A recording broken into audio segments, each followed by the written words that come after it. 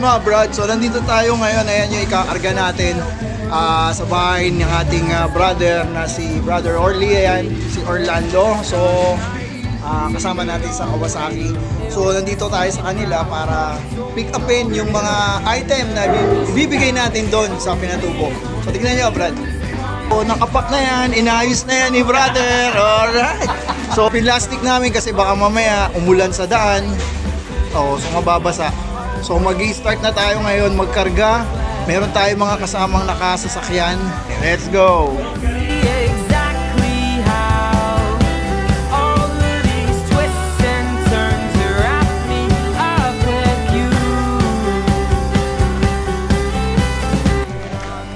Ayan mga brad, time check. Mag-aalas 2 na 1:51. Saktong oras ngayon. Ayan, nagkakarga na tayo rito sa pick up. Inuna natin yung mga bigas para kung sakaling umulan, hindi mababasa. Let's go!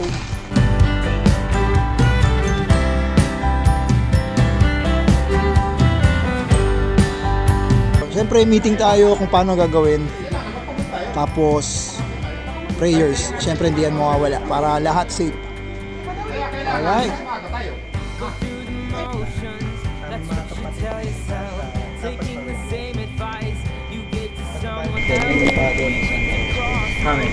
Amen. You said you'd play along with only one condition.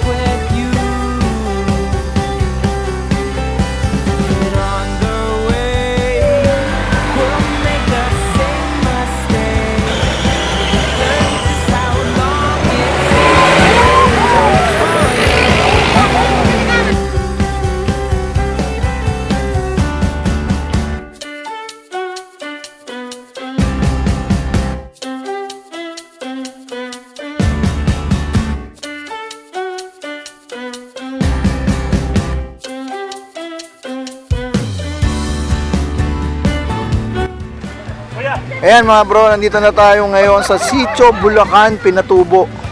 Ayan, so nilalabas na natin yung ating, ito yung unang village or sitio na pupuntahan natin dito. So magbababa muna tayo dito ng ilan, base kung ilan yung pamilyang nandito na nasasakop sa lugar na to. Ayan, so hinahanda na namin galing dito sa mga sasakyan.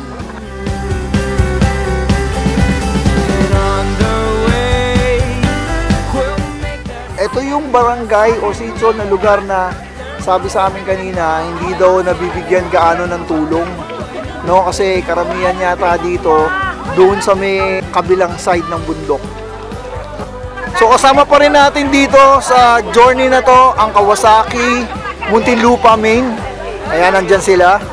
Nag-join sila sa ating outreach program. Bulacan. Sitio Bulacan, Pinatubo. Ito sir, Pinatubo na ito sir. Ayan. Nandito kami sa Sitio Bulacan. Ayan, sabi ni Kuya, Sitio Bulacan daw. Sitio Bulacan. Upang magbigay sa inyo ng tinatawag natin outreach activity para magbahagi sa inyo ng inyong mga konting pangangailangan. So, kami po yon KLBC Family. Yay!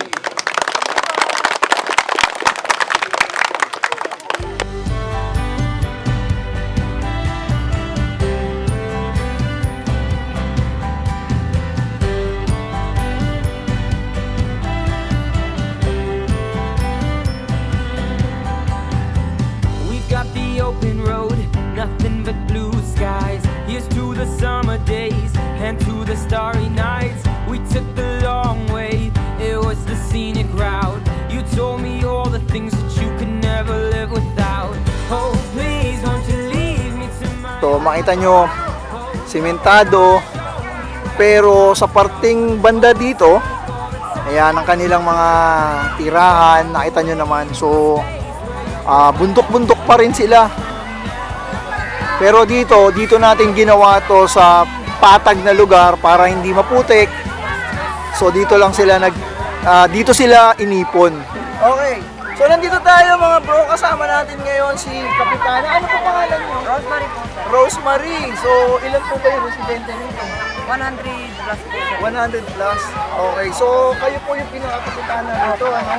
Kamusta po yung araw-araw niyo? Malaking tulong po ba yung Malaking tulong po yun, sir, na binibigyan niyo po sa amin na sana po patuloy po yung biyayang dumarating po sa amin ng mga kagaya po yung mga gifts na nagbibigay po namin.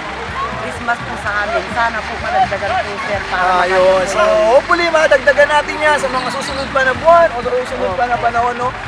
So ano pa masasabi niyo sa Kawasaki? Legit. legit po talaga, sir. Kawasaki, legit na legit talaga kayo. Road, a split decision. You said you'd play along with only one condition. Oh, please, won't you leave me to my own thoughts?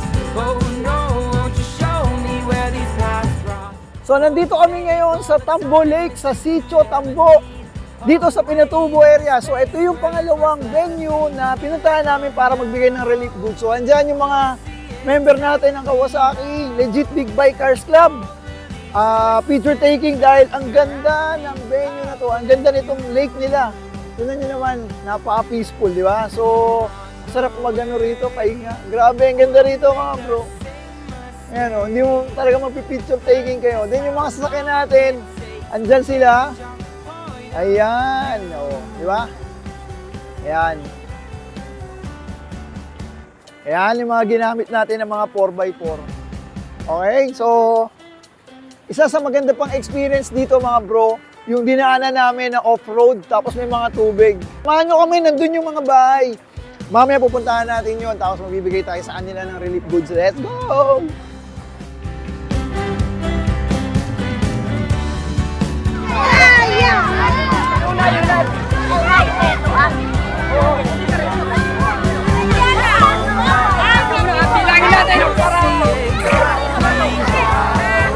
Kapatid mo? Kapatid mo? Ilang taon na siya? Hindi mo alam. Ikaw, ilang taon ka na? 10. On the way, we'll make the same mistake. Learn just how long.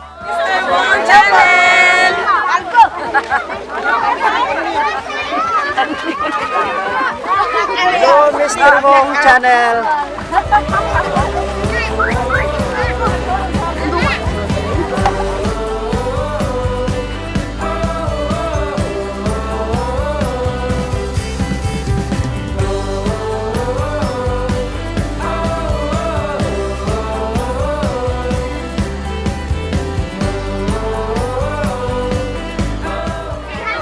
Yan, siyempre, parehas pa rin nung una. Yung unang binigay natin, nandiyan pa rin yung mga tsinelas at meron pa rin tayo mga bigas at saka mga konting packs pa rito. Meron pa yan, hindi lang yan. Ayan, nakita nyo naman.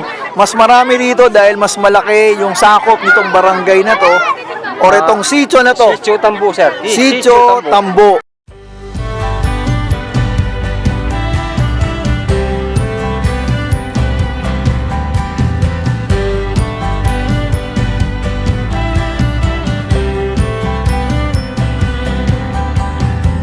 We've got the open road, nothing but blue skies. Here's to the summer days and to the starry nights. We took the long way, it was the scenic route. You told me all the things that you could never live without. Oh, please, won't you leave me to my own thoughts? Oh, no, won't you show me where these paths cross?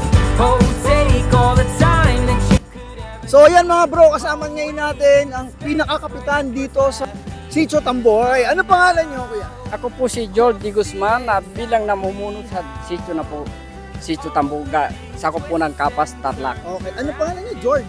George D. Guzman po. George de Guzman. Ayan, no? So si Kapitan George ang pinaka-namumuno dito sa barangay o sitio na to. Kamusta kayo rito? Ito po bilang ang po namin po dito, sir, dahil yung mga tauhan namin po galing po sa iba-ibang bundok dyan, sir, dahil Okay. namumuhay po ng kagandahan, sir, dahil alam mo naman po, sir, yung kabuhayan dito, halos kung hindi po sila makapagtrabaho, hindi po makakain. Okay. Kaya mabuti po sa inyo, sir, dahil nakapagbigay kayo kahit konti. Alright. Pagpalain po kayo ng Panginoon. Okay, so isa na lang, Brother George, pakibati naman ang KLBC. Ayan, ang namuno dito Mabuti po sa outreach na to. KLGC na nakapagbigay kahit konti. Kaya sana po, madam, ay sa pag-uwi ninyo, lagi kayo pong pagpalain ng Panginoon Diyos Ayan, natin. maraming salamat. Hindi po kayo magsawa na pupunta rito sa sityo namin. Okay, so sana makabalik pa rin tayo dito sa mga susunod na panahon para at least makapagbigay pa rin tayo ng tulong sa kanila. So, Kawasaki Legit Big Bikers Club. Maraming salamat po sa Kawasaki. Okay. Alright. Twists and turns to wrap me up with you. And on the way, we'll make the same mistake. Learn just how long it takes to change our point of view.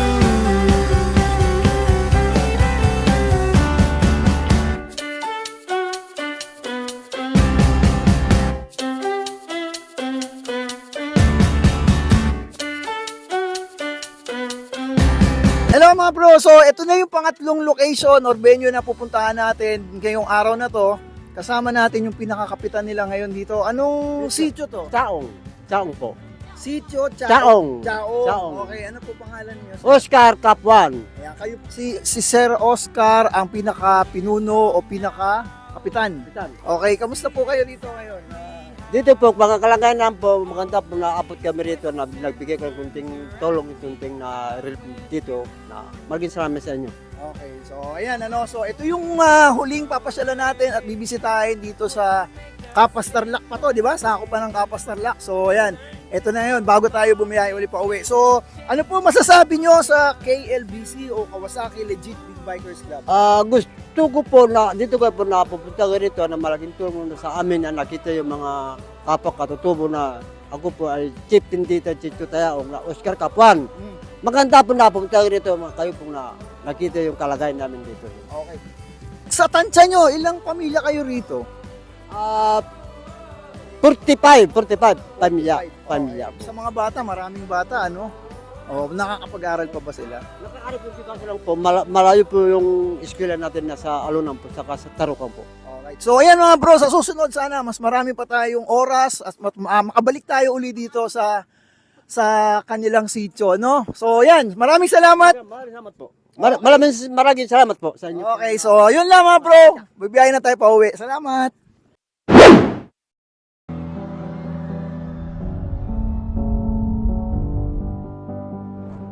Some are rich because of faith, and some are poor with no food on their plate. Some stand out while others laugh.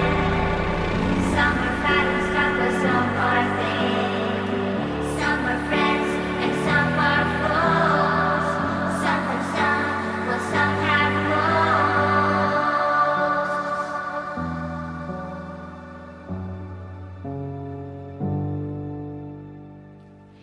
Every color, every hue is represented by me and you. Take a slide in the snow. Take a look in the kaleidoscope, spinning round, make it twirl. In this kaleidoscope world.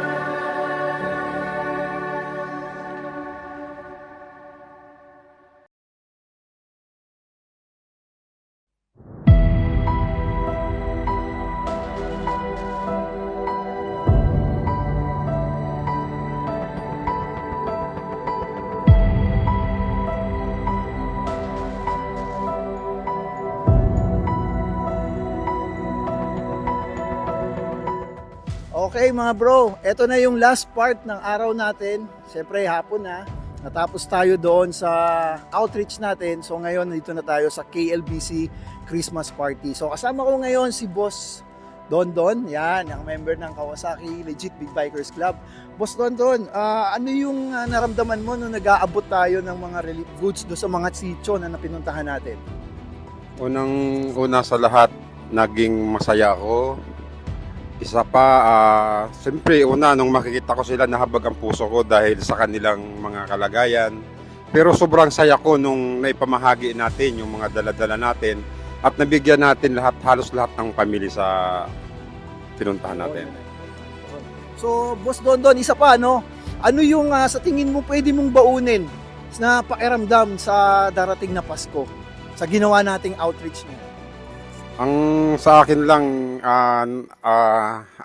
natuwa ako dahil napasaya ko sila, napasaya natin sila, napasaya sila ng KLBC, and then natupad yung pangarap namin na makatulong sa kanila at makapagbigay ng mga kahit maliliit na bagay para sa akin, para sa atin, malaki na yun.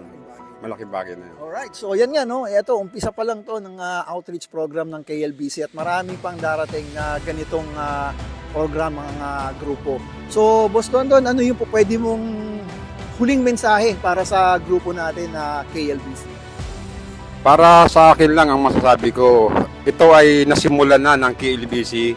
Ang gusto ko sanang mangyari, marami pang dumating at marami pang pagkakataon na makatulong tayo sa mga ganong klaseng tao na talagang pag nakita mo naman mahahabag ka dahil sobrang maawa ka at natuwa kami dahil sa mga ginawa natin. Ang masasabi ko lang, more power, magtulungan at sunod-sunod pa at madagdagan pa ang matutulungan natin. Alright, so salamat Boss Don. Salamat. Okay, let's go. So, good evening ulit mga bro. Sa ngayon, kasama ko ang isa sa nasa likod nitong outreach program ng KLBC. Talagang todo effort at talagang nag-organize. Siyempre, walang iba si Pops Ron. Ayan. So, good evening Pops Ron at nakapahinga na tayo ng konti, nakatulog na tayo. Sobrang aga nung biyahe namin kanina. So, Pops Ron, kuha lang ako sa ng ilang tanong, no? So, sa lahat ng preparation na ginawa mo, simula't simula, ano yung pakiramdam at naging maayos tayo lahat ngayon? Pakiramdam ko, masaya ako kasi halos lahat nakasama, yung mga nag-confirm, doon may mga hindi mga nakasama, at higit sa lahat, naging successful itong outreach program. No? Hindi lang, kasi dati ang goal is puro rides. Yeah. No? Maging bonding ng mga tropa, is, maging mas strong yung bonding. Pero ngayon, ang goal na halos for all the years na ginawa ng Diyos sa bawat pamilya, bawat buhay. It's now giving back. Yun. Ganon. Tama naman. Okay, so isa pa, Sir Ron, ano yung po pwede mong baunin sa ginawa natin ngayong araw na to na tatatak sa'yo para sa darating na Pasko? Siguro yung in my own little way, nakapagbigay tayo ng konting tulong doon sa mga taong, alam mo yun, na less fortunate. Oo, no? Tuwan-tuwa talaga sila kanina. Mga walang salwal pa nga, walang Oo, tsinelas. mga bata. Yeah. At hindi lang yon na nakapaghikayat tayo sa grupo, sa mga individual, na magbigay ng tulong din para sa mga tao. Para sa tulong. At salamat doon sa Kawasaki Philippines kasi nagbigay din sila Okay, so shout out Kawasaki Philippines. Muntinlupa sila, di ba sir? Muntinlupa branch. Ayan. So nag-support sila simula umaga hanggang sa matapos yung outreach. So sayang at hindi na sila nakapag-stay dito sa Christmas party natin kasi malayo pa. So anyway, ang message natin para sa grupo. Message ko sa grupo ko, stay strong, keep the lights on, keep the bonds. Yung bonding is mas more rides. More rides, mas maging okay, mas maging malalim yung bonding. Okay. Saka yung mas mag-stick, it's not only for the purpose of rides, it's not only for the purpose of motorcycle, but also yung camaraderie. Yun. Oo. Alright, so mas magiging matatag kasi yung grupo, no? Hindi man natin kailangan ng sobrang laki, sobrang dami, basta solid tayo, okay tayo dyan. So yun, no? Kasama si Boss Ron at maraming salamat. Ito na yung last part ng program namin for 2 days halos, no? Tapos sa outreach, ito ngayon, mag-start na kami ng Christmas party. Ayos, so happy na tayo. Salamat.